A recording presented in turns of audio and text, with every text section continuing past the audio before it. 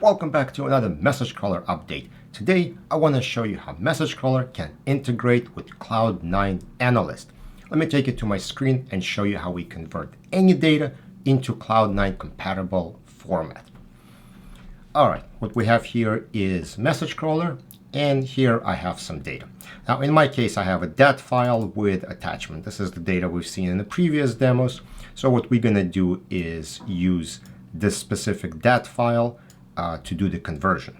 Now, you can use any of these type files that message crawler supports, and you can import that data and perform just the same conversion as I'm going to do to this DAT file. So let me drag and drop it in here. And what you see is we have 4 conversations here, conversation 1, 2, 3, 4. And there are different types of conversations. They have attachments, and they're basically from and to and all kinds of information here. What we're going to do is now export this to a new export type for CloudNine Analyst. And what we're going to do here is we're going to tell message crawler what fields are what. So control number, it already knows, but let's remind it what is the group identifier of the family field, what is the path that comes before the attachment here, which is already set. Actually, it is not set. I'm going to need to adjust that real quick. I'm going to copy this and paste right here.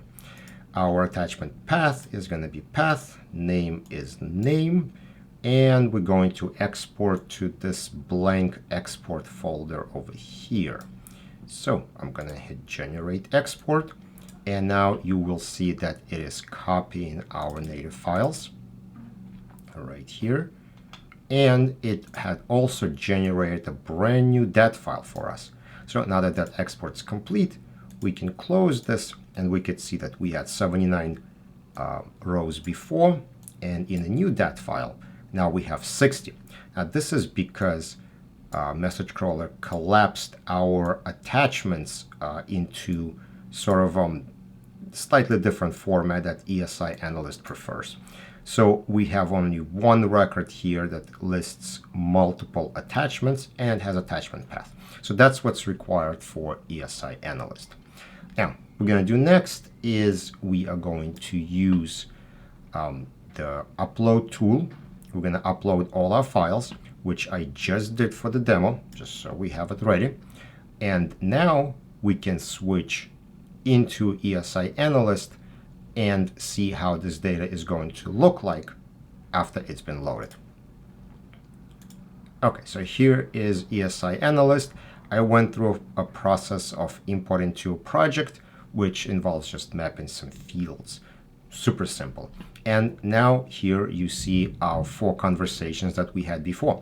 Now we can look at this as individual messages, and it's just going to have a separate entry per message, but I think we want to see it in the 24-hour threads because that kind of makes more sense. So let's click on the view here, and now we will see the same conversation we had inside message crawler in a DAT file. We have our attachments in line, and we can go, we have 4 conversations, we can go to the next one, and this is gonna take a few seconds to load because I have fairly sizable images here. So we have our pictures and everything in here. And in the next document, we will have some documents that are PDFs. And if we need to view them, we can just click and they're going to open right in line here. So I think this is pretty cool. This is how message crawler can integrate with CloudNine Analyst. Very simple process. Any import types you can load into message crawler can be exported to CloudNine and reviewed that way.